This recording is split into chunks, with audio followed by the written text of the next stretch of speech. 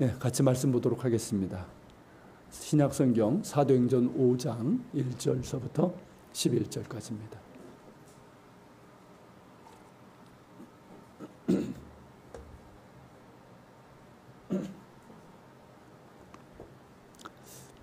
사도행전 5장 1절서부터 11절까지입니다. 네, 찾을 줄 알고 한 절씩 저와 함께 교독하겠습니다. 사도행전 5장 1절서부터 11절. 아나니아라 하는 사람이 그의 아내 삽비라와 더불어 소유를 팔아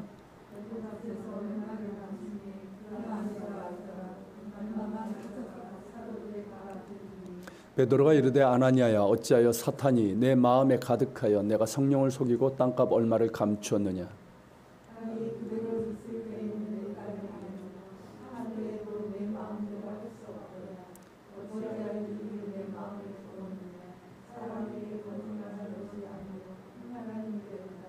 아나니아가 이 말을 듣고 엎드러져 혼이 떠나니 이 일을 듣는 사람이 다 크게 두려워하더라.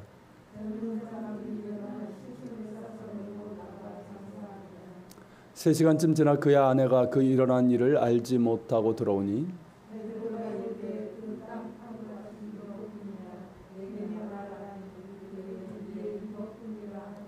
베드로가 이르되 너희가 어찌 함께 꾀하여 주의 영을 시험하려 하느냐. 보라 내 남편을 장사하고 오는 사람들이 들의 발의 문 앞에 이르렀으니 또 너를 메어 나가리라 하니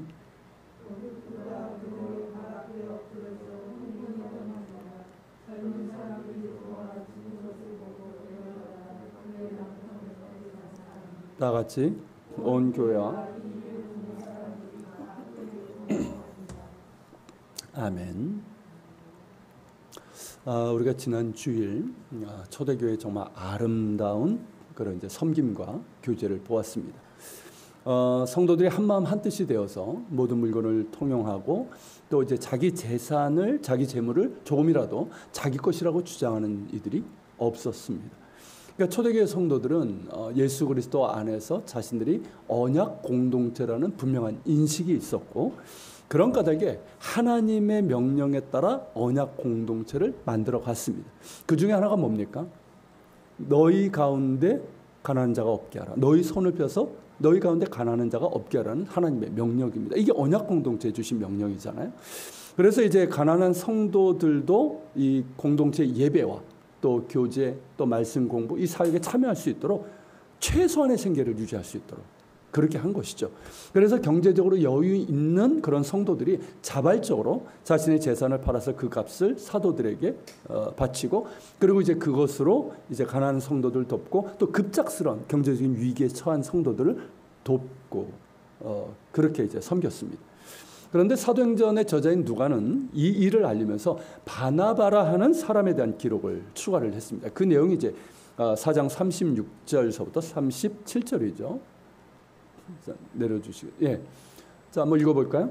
그브로에서 난 레이족 사람이 있으니 그 이름은 요셉이라. 사도들이 일컬어 바나바라 번역하면 위로의 아들이라 하니 그가 밭이 있음에 팔아 그 값을 가지고 사도들의 발에 앞에 두니라. 자, 구브로는 어디냐면 이스라엘 땅에서 이제 북서쪽, 지중해 쪽이죠. 북서쪽에 있는 지금의 사이프러스 섬을 말합니다. 이 구브로 출신의 이 바나바라는 이 사람은 레위 지파 사람으로 본래 이름이 요셉이었습니다. 바나바가 자신의 밭을 팔았다고 그랬는데 여기서 이제 밭을 표현하는 이 헬라어 단어를 보면 제법 규모가 있는 밭입니다. 그러니까 이제 뭐 그 땅에 자신의 땅의 전부를 이제 팔았다고 볼 수가 있는 것이죠.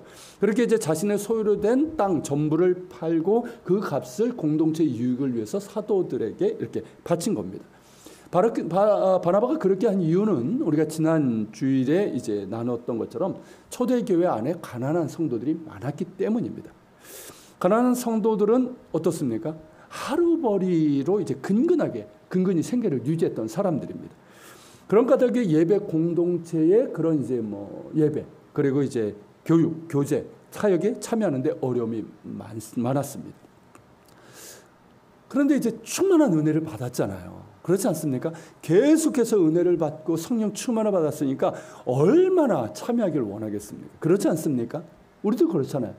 은혜를 알고 은혜를 받은 사람들, 은혜 가운데 있는 사람들은 사모함이 있어요. 그런데 이 가난이라는 현실이 그것을 막습니다. 그 문제를 해결 안 하면 세상에서 온갖 차별과 억압과 비굴함을 견뎌내야 됩니다. 비인간화의 차별을 당해야 됩니다. 그런 가운데 바나바라는 사람이 자신의 밭을 팔아서 그 값을 사도들에게 바치고 그것으로 가난한 성도들의 필요를 채우도록 한 것이죠. 그러니까 얼마나 위로가 되겠습니까? 그죠? 이 가난한 성도들에게 위로가 될 뿐만 아니라 사도들과 모든 교인들에게, 성도들에게 위로가 된 것이죠. 그래서 사도들은 그를 위로의 아들이라는 뜻의 아람어 이름 바나바라고 그렇게 이제 부른 것이죠. 이 바나바는 권위자라는 뜻으로도 이제 성경에 나오는데 이게 뭐냐면 권하고 위로한다는 뜻이에요. 그렇게 이제 바나바는 사도들이 부른 것처럼 권하고 위로하는 사람들이었습니다. 자발적인 사랑의 섬김으로 가난한 성도들을 위로했고 또 이제 교회 지도자가 되죠. 그러면서 이제 성도들을 권하고 위로했습니다. 그리고 후에 사울이 회심했을 때도 그랬죠. 이 사울이 이제 박해자였잖아요. 바울이죠. 이전에 이름이 사울이었고 이 사울이 박해자였다가 회심을 했는데 많은 사람들이 이걸 믿지 못했어요. 여전히 믿지 못하고 의심하고 두려워하면서 그를 가까이 하지 않았습니다. 그만큼 사울이 어땠어요? 정말 모질게 교회를 반대하고 박해했던 사람이기 때문입니다. 그런데 바나바가 어떻게 합니까? 사울에게 꺼리낌 없이 다가가서 대화를 나누고 그를 사랑으로 품어주었어요. 그러면서 그가 이제 공동체 안에 들어올 수 있도록 해주고 그리고 이제 복음의 전도자가 될 수 있도록 여러모로 도왔습니다. 그러니까 권하고 위로했던 것이죠. 그래서 이제 바나바가 나중에 어떻게 됩니까? 이 사울, 나중에 바울이지만 바울과 함께 안디옥 교회에서 최초의 선교사로 이제 파송이 되죠. 이렇게 이제 온유하고 자비로운 이 성품으로 권하고 위로하던 사람이 바나바였습니다. 이때도 그가 이제 자원하는 마음으로 이 일을 시작을 했고 여기에 이제 감동을 받은 다른 이제 성도들이 또 자발적으로 자신의 재산을 팔아서 그 값을 사도들 발 앞에 두고 그 공동 자금을 마련하는 이 일에 참여를 했던 것입니다. 그런 가운데 충격적인 사건이 일어납니다. 그 내용 자체가 충격적이고 초대교회가 맞이한 첫 번째 위기였습니다. 바로 아나니아와 삽비라라는 이 부부로 인해서 야기된 위기입니다. 사건의 대략적인 경우는 본문에 쓰인 대로 이 아나니아와 삽비라 부부가 자기 소유의 땅을 팔아서 그 값에 얼마를 감추고 일부만 사도들에게 건넸습니다. 그런데 이 일로 인해서 아나니아가 그 자리에서 죽었습니다. 그리고 3시간 후에 삽비라 역시 죽임을 당했습니다. 하나님의 즉각적인 심판을 당한 거예요. 이것을 보고 매우 당황해하거나 이해하지 못하겠다는 사람들이 의외로 많습니다. 최소한 불편한 기색을 나타냅니다. 왜일까요? 뭐 여러 가지 이유가 있을 겁니다. 이를 단순히 헌금 문제로 보는 사람은 당황스럽고 불편할 겁니다. 사실 많은 사람들이 여기에 해당될 겁니다. 뭐 자원하여 그렇게 이제 하나님께 드리는 사람들도 있지만 그렇지 못한 사람들도 있습니다. 인색한 마음이 들기도 하고 또 작정한 헌금 하지 못하는 그런 경우도 있습니다. 이런 경험들이 있는 사람들이 사실 많습니다. 그래서 이 일이 당황스럽고 불편하게 느껴지는 것이죠. 이들 부부가 잘못한 건 맞는데 그렇다고 이 일이 과연 죽을 만한 그런 죄인가 하는 것이죠. 하지만 우리가 알아야 될 것은 이들의 문제는 단순히 헌금 문제가 아니라는 겁니다. 그보다 훨씬 더 근본적이고 심각한 문제입니다. 또 어떤 사람들은 자신이 믿는 하나님의 모습과 너무 달라서 당황을 합니다. 아니 하나님은 사랑의 하나님이신데 이건 너무 가혹하지 않느냐는 것이죠. 심지어 어떤 사람들은 자신들이 믿는 하나님은 이래서는 안 된다고 생각을 합니다. 그러니까 구약의 하나님이라면 모를까 신약의 하나님은 이래서는 안 된다는 거예요. 그래서 어떤 사람들은 이 사건을 전설이거나 아니면 초대교회 때 이제 뭐 그 문제를 일으키는 교인들을 가리키기 위해서 이제 뭐 만든 그런 교인적인 이야기다라고 주장하기도 합니다. 과연 그럴까요? 그렇지 않습니다. 천만의 말씀이에요. 자신이 이해되지 않고 당황하고 불편스럽다고 해서 성경 본문을 그렇게 매도해서는 안 되는 겁니다. 구약의 하나님과 신약의 하나님이 다릅니까? 여러분 이런 생각 가지고 있는 사람 의외로 많아요. 그 EBS에서 그 돌 아시죠? 그 사람 이제 강의 들어보면 그 사람들이 이런 주예요. 이게 사실은 초대교회 때 있었던 이단 사상이에요. 구약의 하나님과 신약의 하나님을 다르게 보는. 하나님은 동일하십니다. 구약의 하나님이 신약의 하나님이에요. 예수 그리스도의 하나님이 구약의 하나님이에요. 하나님은 동일하십니다. 그리고 여러분, 이 사건은 실제로 일어난 일이고 우리에게 굉장히 중요한 것을 알려주고 있습니다. 먼저 아나니아 삽비라 부부가 이렇게 한 이유를 한번 봅시다. 이 사건 앞에서 우리가 이제 앞서 본 것처럼 바나바에 대한 기록이 있잖아요. 그러니까 여기서 우리가 알 수 있는 것이 뭡니까? 이 과정에서 이들 부부의 마음 가운데 시기와 질투가 생겼을 것이라는 거죠. 아나니아 삽비라는 쉽게 하면 본토 출신이에요. 근데 이제 바나바는 어떻습니까? 이방 밖에 출신이잖아요. 구레네 출신인데 이 사람이 이 일로 인해서 위로의 아들이라는 그런 이제 굉장히 좋은 호칭이잖아요. 바나바라는 새 이름도 받고 또 성도들에게 큰 존경과 사랑을 받으니까 어떻습니까? 못마땅한 거죠. 굴러온 돌이 박힌 돌을 빼낸다고 그 정도까지는 아니지만 이게 싫은 거죠. 못마땅한 거예요. 시기와 질투가 생긴 것이죠. 그래서 자신들이 바나바보다 더 많은 땅을 팔아서 그 전부를 내놓겠다고 공공연하게 그렇게 선전하고 다녔을 것입니다. 사도들에게도 그렇게 하겠다고 약속을 하고 성도들에게도 만나는 사람마다 내가 그렇게 할 것이라고 말하면서 자신들에게 관심을 갖도록 했을 거예요. 그렇게 해서 자신들도 바나바처럼 사도들과 교인들에게 칭송받고 존경받고자 했던 것이죠. 동기 자체가 잘못된 겁니다. 순수한 사랑과 헌신에서 그렇게 시작된 것이 아니라 시기와 질투로 인해서 그리고 자신을 높이기 위한 그런 욕심과 교만으로 인해서 이 일을 한 겁니다. 그런데 막상 바치려니까 어떻습니까? 아시잖아요. 이런 동기로 시작한 사람들. 바치려고 하니까 아까운 거예요. 그러니까 자신들이 팔겠다고 한 것보다 훨씬 작은 밭을 팝니다. 여기서 사용된 이 밭이라는 단어가 작은 밭을 뜻하는 단어거든요. 그런데 그마저도 어떻게 했습니까? 아까우니까 일부는 감추고 일부만을 사도들에게 바쳤습니다. 그리고는 다 바친 것으로는 속였다는 것이죠. 그러니까 아나니아 삽비라 부부에게는 이 부정직과 속임수라는 이중적인 죄를 범한 겁니다. 아나니아 삽비라는 처음부터 의도적으로 교회를 속이려 했던 것 같습니다. 처음부터 자신의 땅 전부를 바칠 생각이 없었다는 것이죠. 사실 땅을 바치는 것이 의무였습니까? 의무가 아니었어요. 사도들이 하라고 한 것도 아니고 그렇게 할 의무가 지어진 것도 아니에요. 바나바도 그렇고 다들 자발적으로 그렇게 했던 것입니다. 그런데 이들 부부는 시기와 질투로 그리했고 자발적인 섬기가 사랑이 아니라 자신들이 높임받고 칭송받는데 그 동기가 있었어요. 그걸 통해서 오늘날로 하면 중직자가 되겠다 이 뜻이죠. 그런 잘못된 동기로 시작을 한 거야. 그러니까 동기가 잘못되니 방법 역시 잘못될 수밖에 없는 겁니다. 이거 우리가 굉장히 주의해야 되는 겁니다. 사도들에게 거짓말로 다 바친 것처럼 속였습니다. 이에 베드로가 아나니에게 뭐라고 합니까? 어찌하여 사탄이 내 마음에 가득하여 내가 성령을 속이고 땅값 얼마를 감추었느냐라고 책망을 합니다. 여기서 감추었다는 이 말이 헬라어 원뜻이 뭐냐면 횡령하다, 훔치다라는 뜻이에요. 그러니까 자신의 땅을 전부 교회를 바치겠다고 약속을 했잖아요. 약속하라고 한 것도 아닌데 자기가 약속을 했어요. 여러분, 어쨌든 교회 바치겠다고 약속을 한 것은 누구에게 약속을 한 겁니까? 하나님께 약속을 한 거예요. 우리가 헌금을 교회 바치는 것, 이 교회 바치는 겁니까? 하나님께 바치는 것과 똑같은 것처럼 말이죠. 그러니까 하나님께 바치겠다고 약속해놓고는 일부를 빼돌린 거니까 뭡니까? 그것은 훔친 것과 같습니다. 하지만 베드로가 지적하는 죄는 횡령이 아니라 거짓이에요. 그리고 그 거짓은 사람에게 한 거짓이 아니라 하나님께 한 것이라는 책망입니다. 본문에 나오지 않지만요, 진실을 말할 기회를 주었을 겁니다. 만일 그때 자신의 죄를 정직하게 말하고 회개했다면 이런 일을 당하지는 않았을 거예요.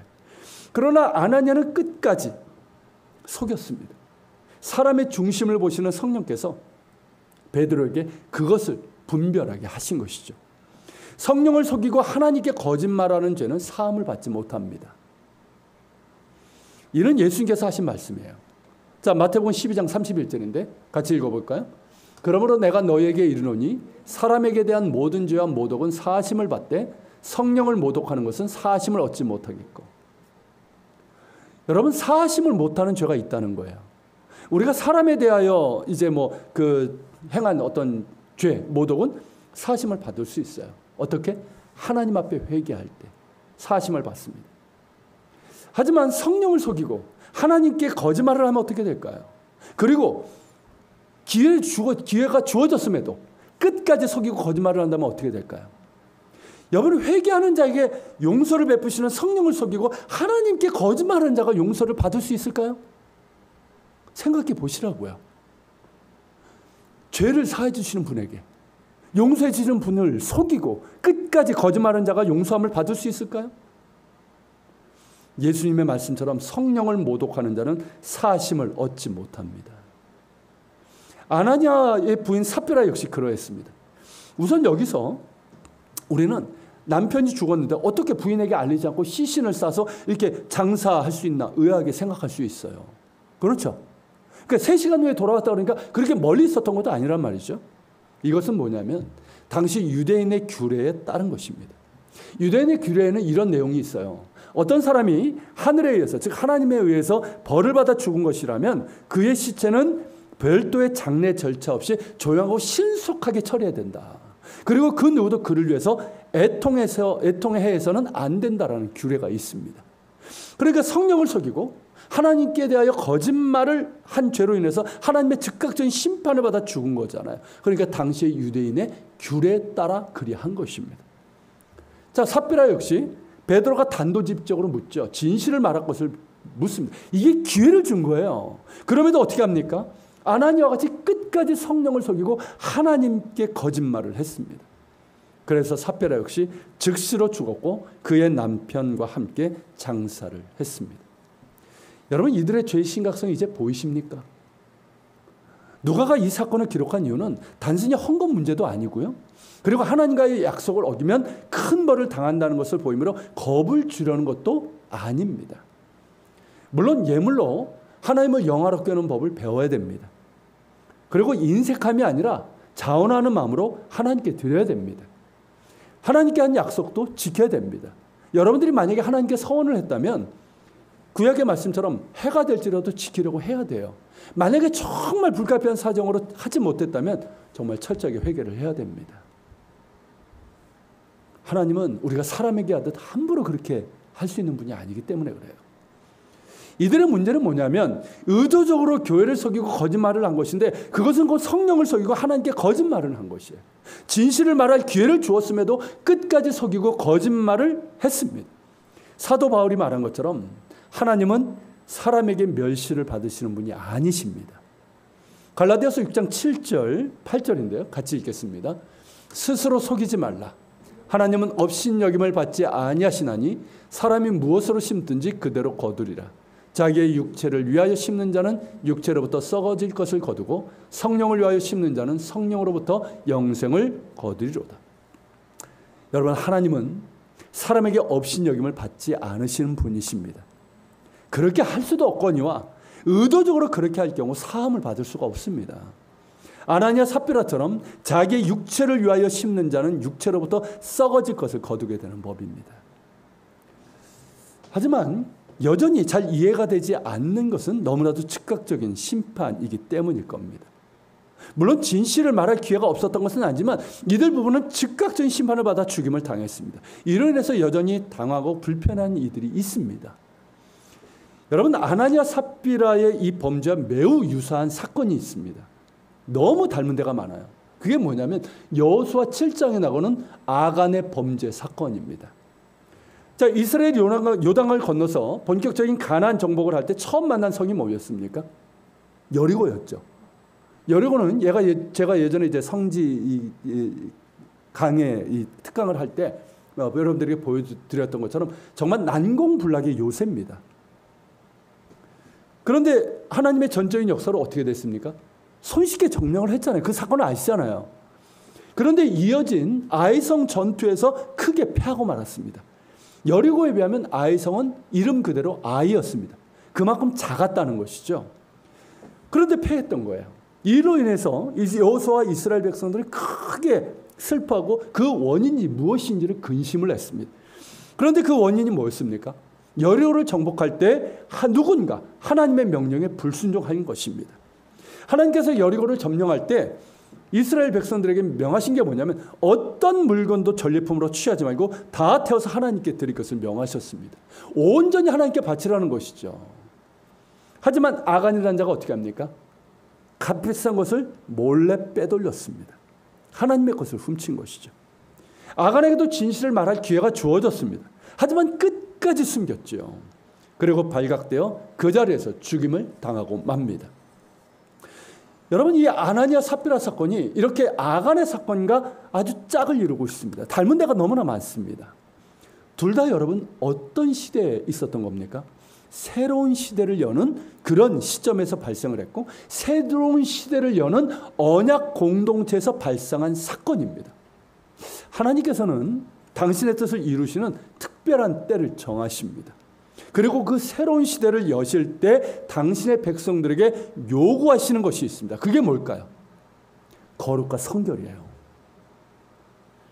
거룩하신 하나님의 뜻을 이루가시는 언약 공동체에서 제일 중요한 게 뭡니까? 거룩과 성결이에요. 이스라엘 백성들이 출애굽한 후에 시내산에서 하나님께서 그들에게 명령하신 게 뭡니까? 내가 거룩하니 너희도 거룩하라는 거예요.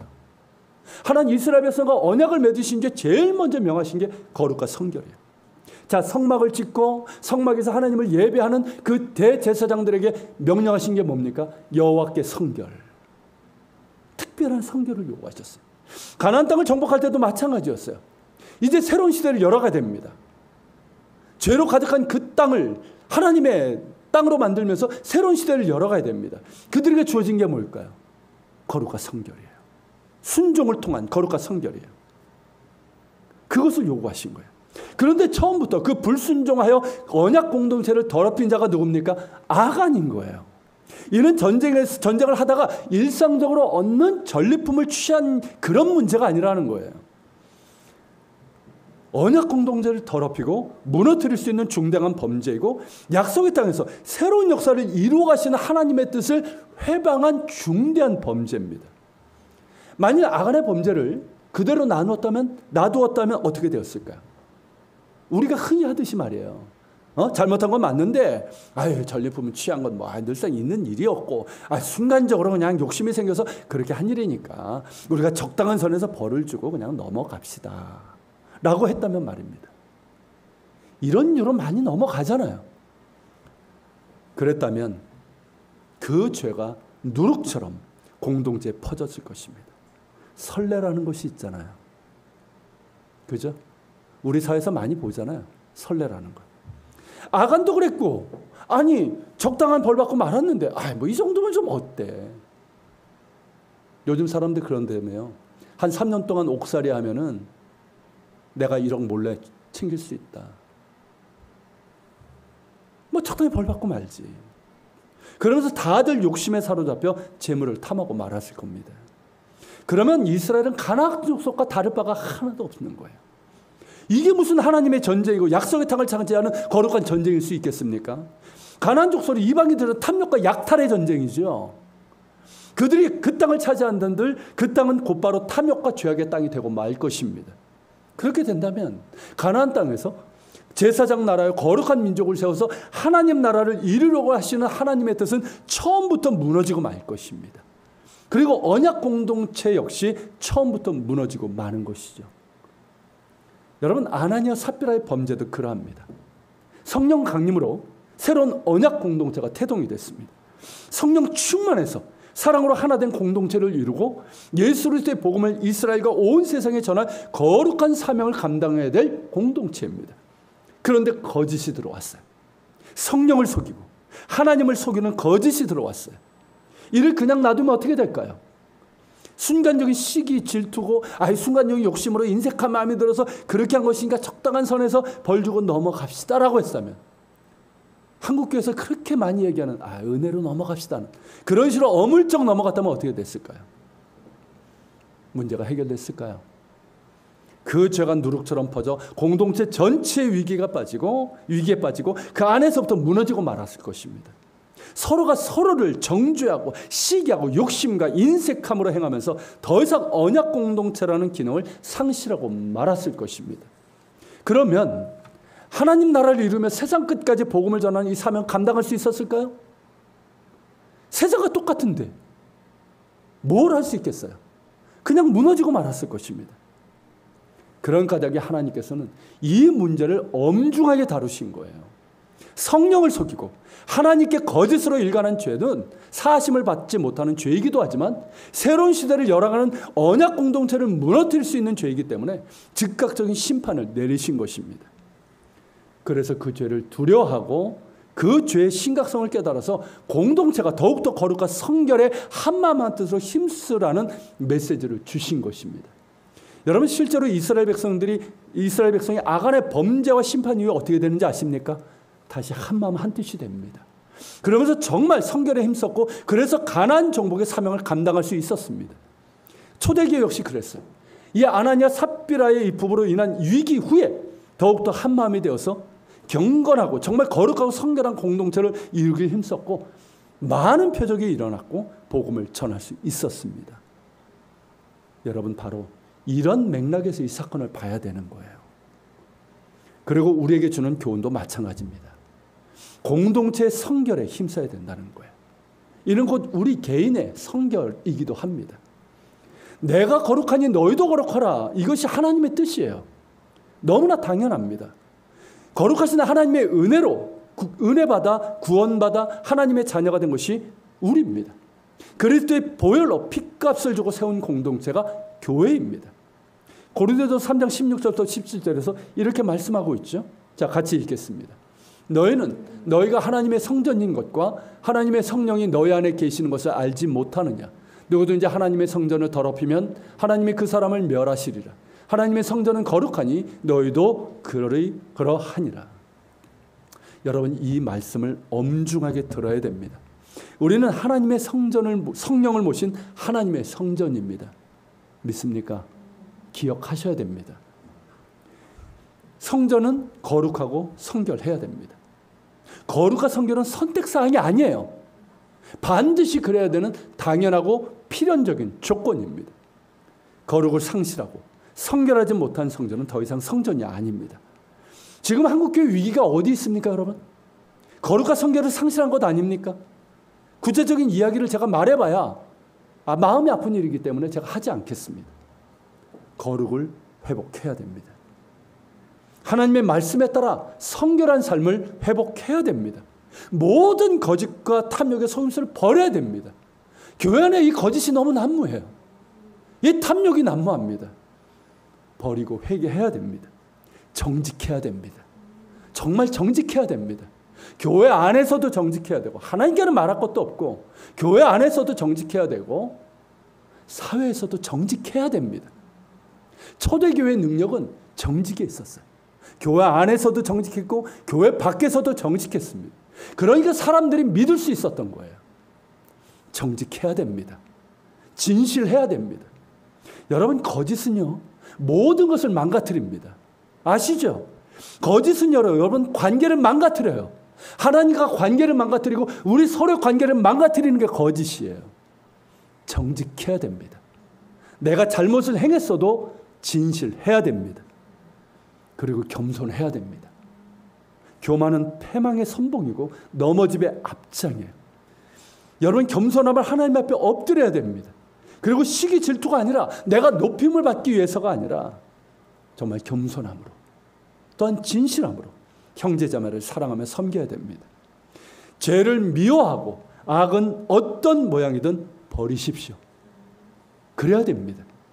이 정도 찜이하면서 넘어가지 마십시오.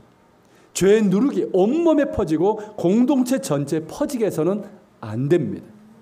교회도 그렇고 성도들은 외부의 박해 때문에 무너지는 게 아니에요. 여러분, 지금까지 교회 역사를 보면 외부의 박해 때문에 교회가 무너진 적은 없어요. 건물이 무너지긴 했어요. 교회라는 조직이 흩어지긴 했어요. 그러나 여러분, 교회는 더욱더 건강하고 더욱더 힘을 얻어서 정말 온 세상에 뻗어나갔습니다. 교회가 무너진 건 내부의 죄 때문이에요. 그 내부의 거짓과 교만과 하나 되지 못하는 그 죄 때문에 무너지고 마는 겁니다. 여러분, 죄를 미워하고 죄에 대해서 단호하셔야 됩니다. 적당히 넘어가지 마세요.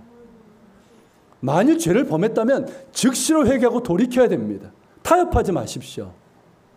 악은 어떤 모양이든 버려야 됩니다. 거룩하신 하나님의 자녀인 우리에게 거룩과 성결은 선택사항이 아니라 당연하고 필연적인 삶이 되어야 됩니다. 그리스도의 몸된 교회는 거룩해야 되고 성결해야 됩니다.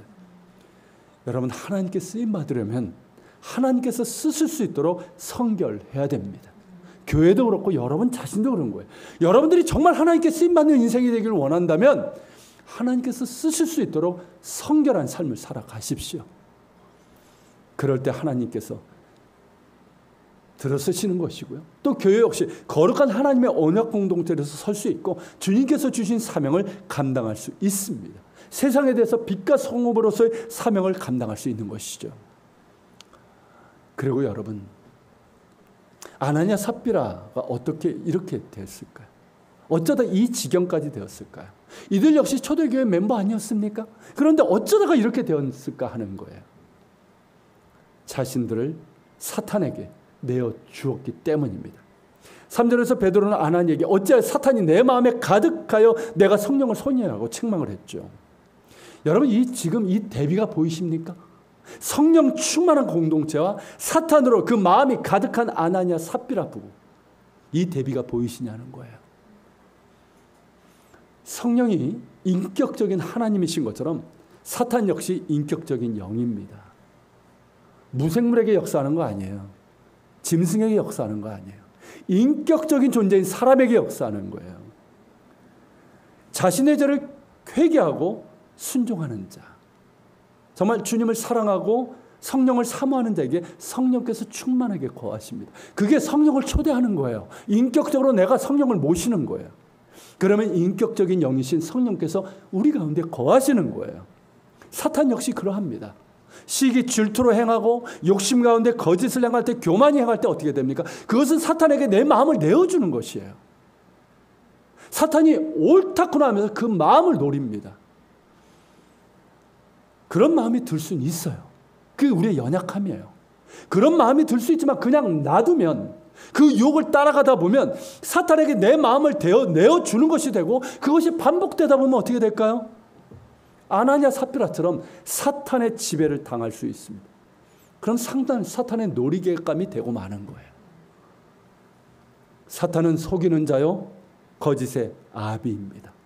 어떻게든 우리를 넘어뜨리려 하고 하나님의 뜻을 회방하려고 합니다. 그러므로 주의해야 합니다. 깨어 있어야 됩니다. 깨어 있어서 마귀의 괴계를 분별하고 물리쳐야 되는 거예요. 그리고 우리의 마음을 예수님으로 채워야 됩니다. 성령으로 채워야 되는 거예요. 여러분, 아나니아 삽비라도 머리로는 알았을 거예요. 그죠? 여러분, 교회를 다니다 보면 머리로는 알게 돼요. 들으니까 알게 돼요. 근데 문제는 마음이에요. 우리의 마음이 예수님으로 채워져야 돼요. 성령으로 채워져야 돼요. 하나님의 말씀으로 채워져야 돼요. 그분을 향한 사랑으로 채워져야 되고 겸손으로 채워져야 됩니다. 그래서 사탄이 조금 더 틈타지 못하도록 해야 됩니다. 그리고 무엇보다 하나님을 향한 경건한 두려움이 있어야 합니다. 여러분, 이 부분을 정말 꼭 기억하셔서 들으시길 바랍니다. 가정에서 예배 드리시는 분들도 꼭 들으세요. 여러분, 우리가 하나님 앞에 범죄하지 않고 성결한 삶을 살 수 있는 가장 중요한 비결이 뭐냐면 우리 안에 하나님을 향한 경건한 두려움을 갖는 거예요. 하나님은 눈에 보이지 않으시지만 살아계시고 거룩하신 하나님이십니다. 크고 높으신 하나님이에요. 결코 우리가 가볍게 여기거나 멸시할 수 있는 그런 분이 아니십니다.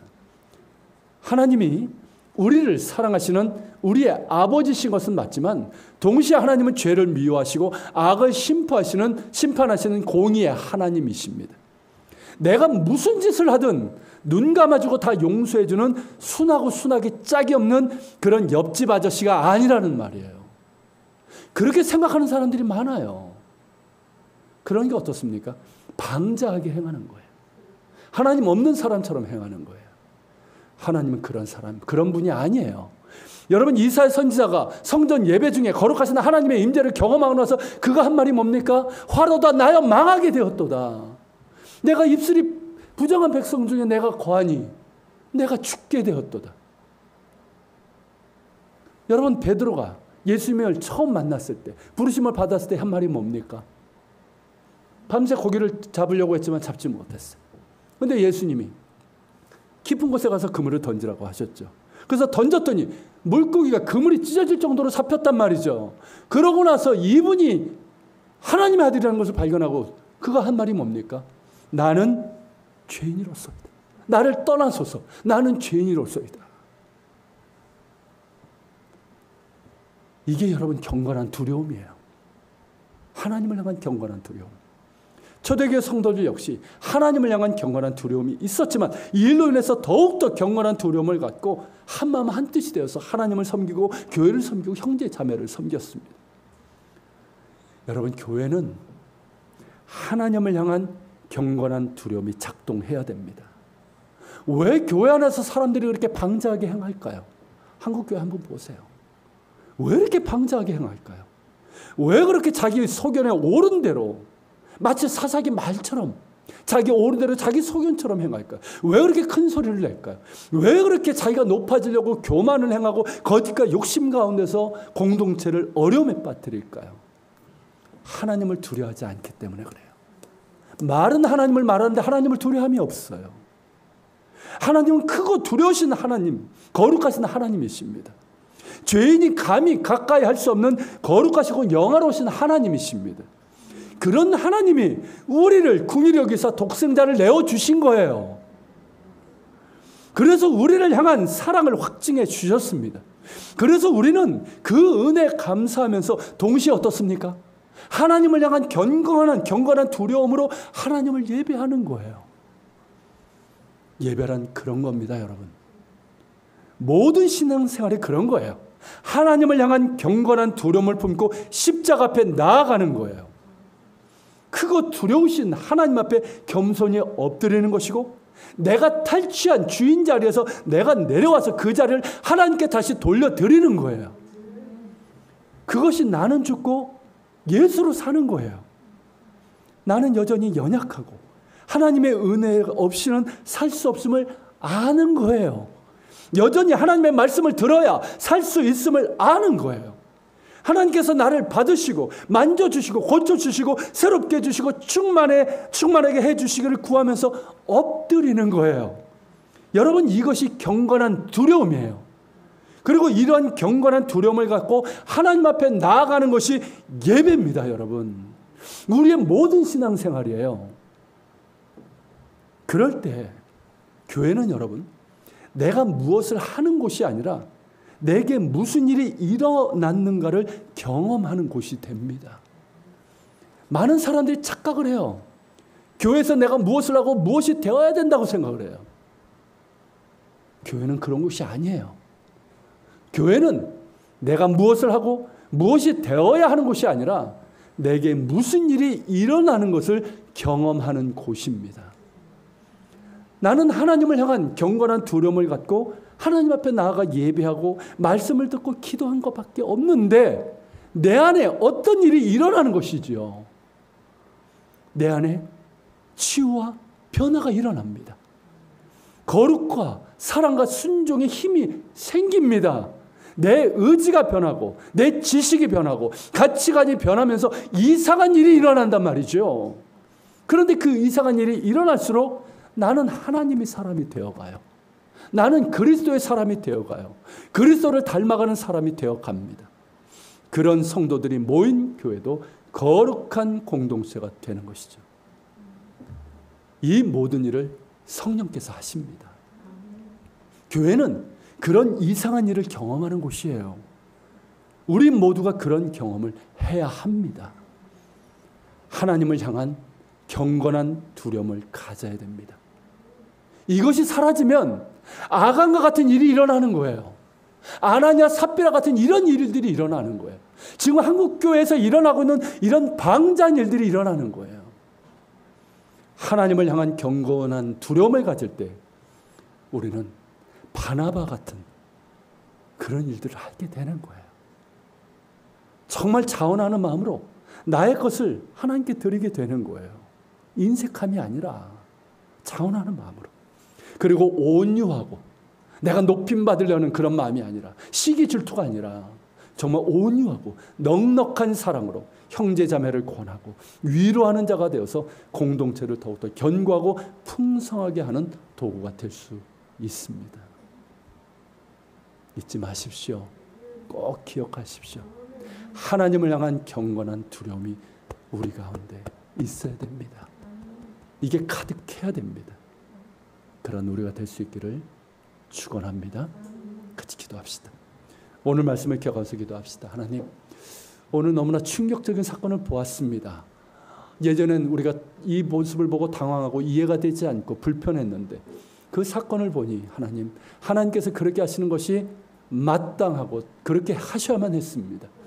하나님, 이 말씀을 보면서 우리가 주께 구하는 것은 주님, 우리 안에 하나님을 향한 경건한 두려움이 있게 하여 주옵소서. 하나님을 말하고 하나님의 은혜를 말하는데 정작 하나님을 향한 경건한 두려움이 없는 경우가 얼마나 많은지 모르겠습니다. 그래서 하나님, 아간도 아나니아 삽비라도 그랬고 지금 한국교회에서 이런 일들이 비일비재하게 일어나고 있습니다. 하나님, 우리 안에 하나님을 향한 경건한 두려움이 있게 하여 주시고 이 두려움으로 우리 가운데 이 두려움으로 하나님을 예배하게 하시고 우리가 머리로만 아는 것이 아니라 우리의 마음도 예수님으로 채워지고 성령으로 채워지고 말씀으로 채워지고 주의 사랑과 겸손으로 채워져서 주님을 예배하며 교회를 섬길 수 있는 저희들 되게 하여 주시옵소서. 거룩과 성결한 우리가 되게 하여 주시옵소서. 하나님께서 쓰실 수 있는 거룩하고 성결한 사람이 되게 하여 주시고 교회가 되게 하여 주옵소서. 같이 기도하며 주님 앞에 나갑시다. 사랑하는 주님, 감사합니다. 이 시간 하나님 주의 말씀 하나님 주님 앞에 나갑니다. 하나님 정도 하나님 그런 사람들이 하여 주옵소서. 정말 하나님을 향한 경건한 두려움이 하나님 품과 우리 교우들 가운데 있게 하여 주옵소서. 하나님을 말하지만 하나님을 아버지 하나님 가볍게 여기는 그런 아브라함 방자 몇 개 하여 주시고 정말 하나님을 두려워하되 경건한 두려움이 되고 그 은혜를 알게 하나님 앞에 엎드리며 주님 앞에 나가게 하여 주시옵소서. 하나님, 우리가 머리로 하는 지식에서 끝나지 않게 하시고 하나님 우리의 마음으로 알게 하여 주옵소서. 하나님, 우리의 마음을 예수님으로 채우게 하시고 성령으로 아버지 충만케 하여 주시며 정말 주의 말씀으로 떠나버려 주의 사랑으로 겸손함으로 채우게 하여 주시어서 어떤 경우에도 하나님 사탄에게 우리의 마음을 내주는 일이 없게 하여 주시고 정말 아버지 하나님 주님 앞에 경건한 두려움으로 나아가 하나님 쓰임받는 거룩하고 성결한 우리가 되게 하여 주시고 주님, 바나바 같은 그런 사람들로 아버지 하나님 교회를 섬기며 우리를 섬길 수 있는 저희들 될 수 있도록 도와주시기를 원합니다. 주님, 그 뜻과 함께하여 주시옵소서. 하나님, 정말 하나님 구합니다. 그저 입으로만 하나님 말하지 않게 하시고 뻔뻔스럽게 하나님의 은혜로 합리하지 않게 하여 주옵소서. 하나님을 향한 경건한 그 경건한 두려움이 우리 가운데 있길 원합니다. 하나님을 아는 지식을 허락해 주시고 하나님을 향한 경건한 두려움을 가지고 하나님 앞에 엎드려 예배하게 하시고 말씀을 듣게 하시고 기도하게 하여 주옵소서. 교회에서 내가 무엇을 하고 무엇이 되고자 하는 그런 잘못된 동기가 사라지게 하여 주시고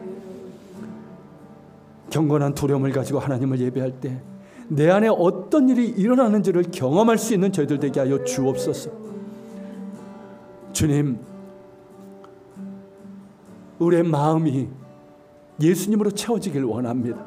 성령 충만하길 원합니다. 말씀으로 채워지게 하시고 주의 사랑으로 겸손으로 채워지게 하여 주옵소서. 그래서 어떤 경우도 사탄에게 우리의 마음을 내주는 일이 없게 하여 주옵소서. 주님, 거룩과 성결을 이것이 하나님 우리의 삶의 모습이 되게 하여 주옵소서. 여전히 우리가 흠이 많고 연약하지만 주님 말씀하신 것처럼 거룩과 성결한 삶을 살기 위해서 노력하게 하시고 비록 넘어졌다 할지라도 회개하고 돌이키게 하시고, 그렇게 하나님 경건한 두려움을 가지고 주님을 구할 때 우리에게 하나님 거룩의 능력을 주시고 성결의 능력을 더하시며 순종할 수 있는 힘도 더해 주시는 줄로 믿습니다. 그래서 하나님께서 쓰실 수 있는 그런 그릇이 되게 하시고 도구가 되게 하여 주시옵소서. 하나님, 오늘도 하나님 경건한 두려움을 가지고 하나님을 예배했습니다. 그리고 예물을 드렸습니다. 어떤 경우에도 인색함으로 드리지 않게 하시고, 비록 하나님 과부의 두 렙돈처럼 작은 것이라 할지라도 자원하는 마음으로, 감사하는 마음으로 하나님께 드리게 하여 주옵소서. 10의 1조 감사의 예물, 주일의 예물, 선교의 예물, 이 모든 것 하나님 흠양하여 주시고 하나님 드린 이들에게 크신 은혜와 복으로 채워 주시옵소서. 이곳에 쓰여지는 것마다 하나님의 영광이 드러나길 원합니다.